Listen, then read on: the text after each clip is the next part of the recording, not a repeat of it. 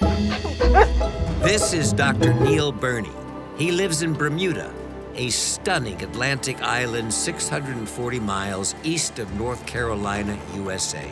So nowadays, He spent the last 30 years practicing veterinary medicine, but now he's transferring his veterinary skills to help save, protect, and learn more about the incredible marine life of Bermuda's ocean. This is a completely wild shark. Alongside his dedicated ocean vet team are a number of scientists, marine biologists, Nick off the back fin. and specialist master divers, helping to perform a number of unique and dangerous procedures in a bid to safeguard critically important marine species. Together, the team will be fitting satellite tags to huge tiger sharks, saving precious green turtles, dissecting giant blue marlin, and obtaining unique toxin samples from 45-ton migrating humpback whales. Yay! Whoa! My knees are like jello. Yes, man. This is Bermuda, home to Dr. Neil Burnie, the ocean vet.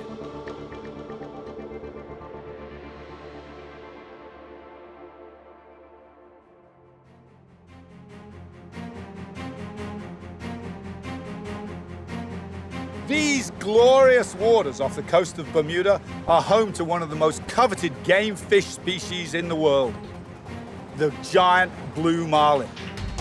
The blue marlin is the largest of the Atlantic marlins and one of the biggest fish in the world. Native to tropical and temperate waters, the blue marlin is among some of the most recognizable of all fish. Sure he's gonna hold him up? I'm gonna plot the tag. In this incredible episode, Neil and the Ocean Vet team are on a scientific mission to satellite tag one of these powerful animals. Their aim is to collect marlin movement data and provide the information to an international billfish conservation project. We've decided that although blue marlin fishing requires a great deal of patience, we haven't got quite enough. After several grueling hours at sea, the team's luck changes when a sports fishing boat decides to hand over a huge blue marlin for the tagging procedure. This fish is gonna swim, man. His dorsal's up, he's gonna swim, I tell you. On occasions, these monster fish are caught and killed in fishing competitions. Utilizing the body of one such fish and Neil's unique veterinary skills, the team will also be dissecting and studying the anatomy of these incredible animals. 573 pounds of blue marlin. What a magnificent fish this is. Together with unique tracking data to support this animal's conservation and the body of a marlin donated to the Ocean Vet team for research, this episode reveals the very makeup of Bermuda's famous blue marlin.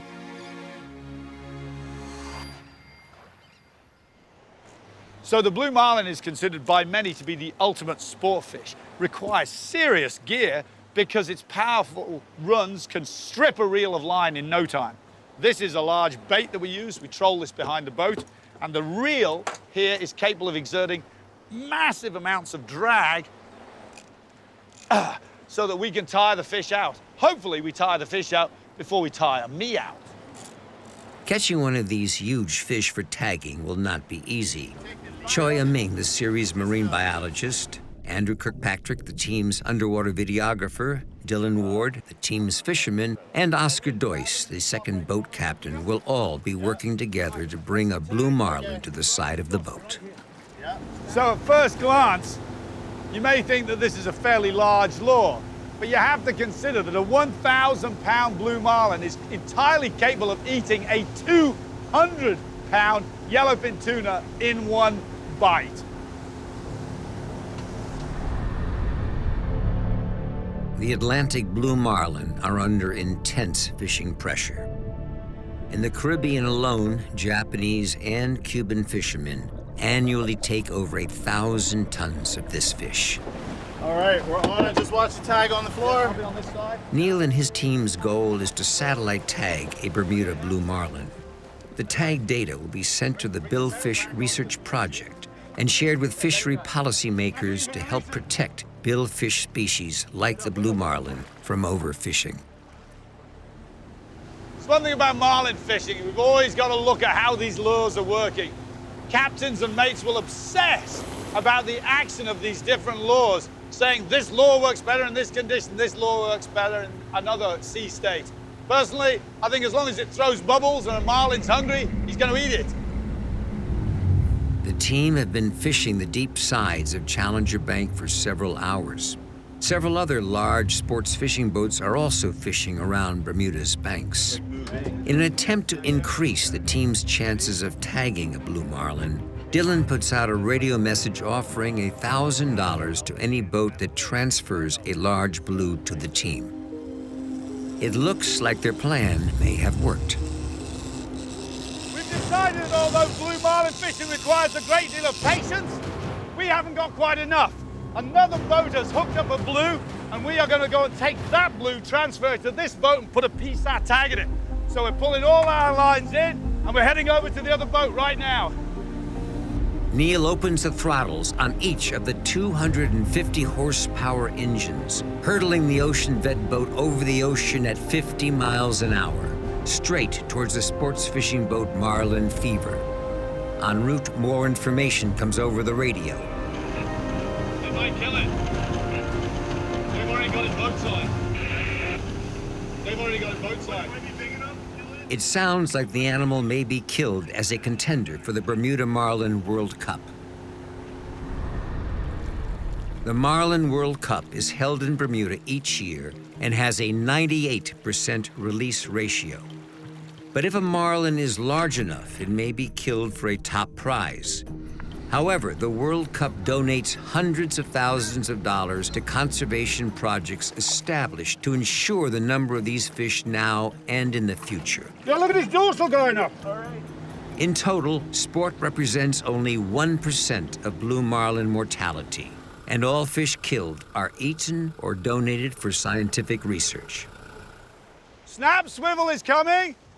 Gabapentin bottle has Back in the action, Neil and the team have reached Marlin Fever, and the fish is still alive. All right, so Marlin Fever is going to donate their blue to us. We're going to give them our snap swivel. We're going to take over the fish. We are going to land it on bones, and we're going to put a PSAT archival tag in it. What would you like to call it? Well, we'll call you back on the dock. You can tell us what you want to call the fish, and we'll get your email so we can send you guys the track and everything. Choi has now transferred Neil's fishing line to Marlin Fever, where their crew have attached it to the leader hooked to the fish. Good, let him go. Neil now has control of this blue marlin. So we now have a blue marlin on the line. We're going to bring him over to our boat. We're going to leader him on our boat, and we're going to put a PSAT archival tag in this fish, and we're going to track it around the ocean. And he's swimming right now. I can feel him pulsing below me, right here. In the background, the Ocean Vet team are scrambling to ready the boat and equipment needed to handle this fish. The blue marlin is under the boat, making slow circles, swimming strongly. We're just getting our team organized. Okay, now I want you to idle forwards, keeping the fish on the port side of the boat. Once the animal is at the surface and within reach, Dylan quickly inserts the water hoses to pump oxygen over the animal's gills. I can see the color returning to this fish as we're pumping this oxygenated water over his gills. It really seems to be doing a great job of reviving him. I'm going to jump in the rib, we're going to put the tag in this fish and let him go. Just watch the tag on the floor. Time is now of the essence. The welfare of this animal is Neil and the team's top priority. Stress can easily kill these gigantic fish. I've got the tail. All right, I'm ready to place the tag. I've pre-made the hole. You ready? Bring him in a little closer. Tag is placed. Check it. Tag is placed. And firmly check. That's it. The tag is in. PSAT tag is deployed in this fish. Good luck, buddy. I'm going to jump overboard. Next, Neil jumps in to prepare for the release. Neil, what's happening? This fish is going to swim, man. His dorsal's up. He's going to swim, I tell you. Okay, let it go. I think you can release him. In 6 months, the tag will drop off this fish and transmit its data to satellites hundreds of miles above. The tag on this fish, among others, is providing the data needed to legislate protection and enhance conservation for this economically and ecologically important species.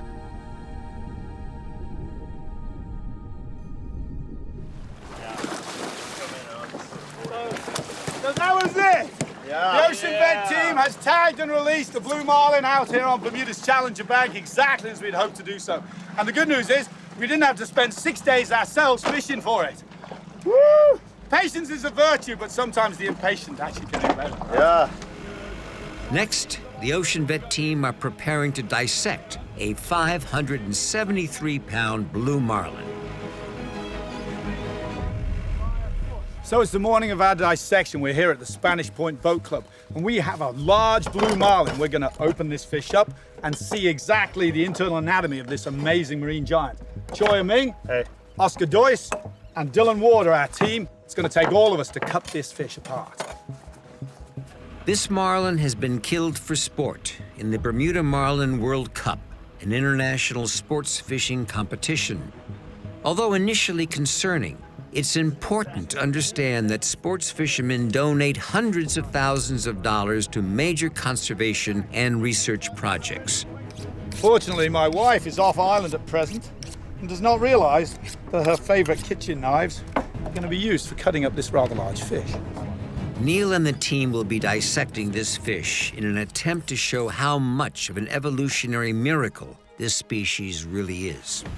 Rather than it being served up, the team are seizing an opportunity to educate and share its impressive secrets. Neil believes that by increasing the public's understanding of this species, it's possible to inspire greater conservation. Wow, check the size of this fish. She is incredible. Over 500, so yeah, you're right, it's definitely a she. Definitely a female. 573 pounds of blue marlin. What a magnificent fish this is. So Choi, what do we think the function is of this massive bill on this fish? Well, these guys love to, they go in as schools of prey fish. What they'll do is they'll charge right in and they'll actually slash back and forth, almost like a sword fighter with a sword. And they're hoping to injure, damage, you know, even kill the fish right there. And then they go ahead and eat it. And not only that, they've actually skewered fish in the past. And in fact, there's one local fisherman, Ian Card, was transfixed by a bill on a fish bigger than this, apparently, which took him right through under the collarbone. And the fish took him out of the boat, 30 feet down under the water. He was lucky to survive. The fish never touched the boat. 30 feet through the air, 6 feet above water, took a 180-pound guy out of the boat. Yeah, I've heard that story and I can't even imagine. I can't even imagine. The marlin's agility and extraordinary power has evolved over thousands of years to ensure that the animal can successfully hunt. This agility and power is provided by massive muscle groups that run down each side of the animal's body. These muscles are on the front line of ensuring the animal's survival. Removing and revealing these muscle groups is the team's first step to understanding how this animal's body functions. So Choi's making his first cut along the lateral line of this fish. We're going to try to remove the dorsal fillet, the main muscle group running down the back of this fish, in 1 or 2 pieces. I'm going to join him. I'm going to cut from here, and my cut's going to join his. I'm going to remove this muscle. The animal has 2 types of muscle that have evolved to support different swimming behavior. Neil has taken a sample of the combined muscle to the inspection mat for a closer look. So here we have the loin of our marlin. I'm going to cut right through it here and show you the 2 different muscle masses. This is his anaerobic, his fast twitch muscle. This is what gives him his huge amount of power. As this contracts either side of his spine and flexes him, it generates a rear-facing wave of motion which powers him out of the water. Tail walks, spectacular. He can pull a 12-ton fishing boat backwards through the water. This, on the other hand, is his red muscle, which allows this fish to travel thousands of kilometers looking for food without burning any energy. As we released our fish, he swam away on this muscle. This was not tired. This muscle was shattered. Blue marlin are able to recover from extreme spells of exhaustion and travel thousands of miles by switching between their different muscle types. Feeding both these muscle groups with vital oxygen is the job of the animal's huge gills. Choi and Neil have removed the protective gill plate to take a closer look. So yesterday we had a fish alongside the boat and we put a tag in it. what we were very careful to do was when we slowed the boat down, we put 2 hoses into the mouth of this fish and we sent oxygenated water from our pumps straight over the gills of this fish. And that mimicked absolutely the movement of a fish at several miles an hour through the water. These fish can ventilate enough for their slow twitch muscles when they're moving at 1 or 2 miles an hour. But when they're moving fast, they generate way more oxygenation, and that's what we mimicked with our hoses. Oxygen is actually pulled out of the water by the gills, and it actually transfers through little filaments right into the bloodstream. And these are very, very fine structures. Blood passes against seawater within about a millionth of a meter, 1 micron. So it's a very, very tiny area. And there's actually about 8 of them here times 2 sides. That's a huge amount of surface area that it actually has in a compact space to pick up oxygen out of the water. So you can see, even though this is a small structure, it is enough surface area to grab oxygen for a fish this size. Oxygen is the key to the animal's overall function, but so is the energy created from its food. The marlin's eyes are its secret weapon when it comes to finding this food. The function of the eyes have an incredible secret.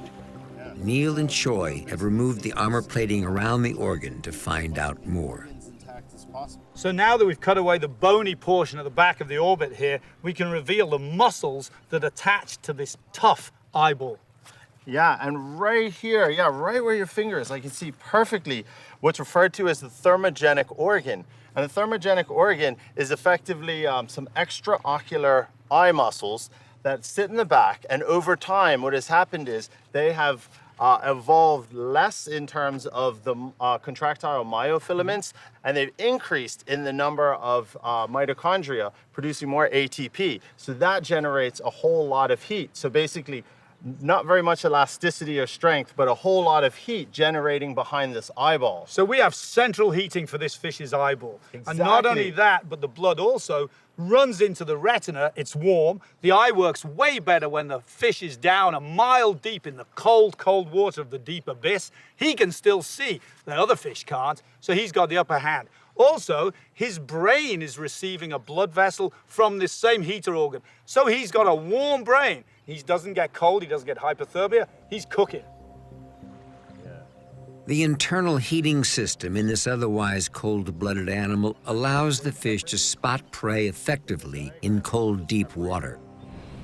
In order to reach this deep, cold water, the marlin uses its swim bladder, a special organ that allows the animal to quickly move up and down through the vast water column.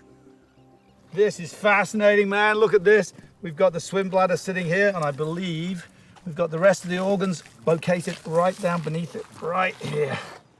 So here's the swim bladder. We can actually remove it from the fish. This is filled in a remarkable way.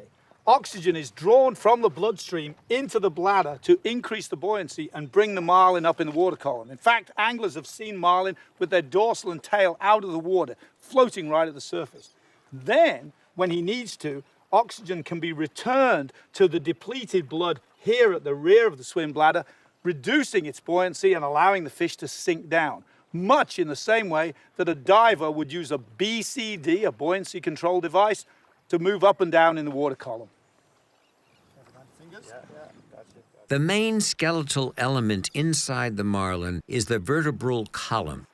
Similar to a human spine, it's composed of multiple vertebrae. In the case of the marlin, the vertebrae are considerably different. I'm good on this end. It's just that side that needs a little And here we have it.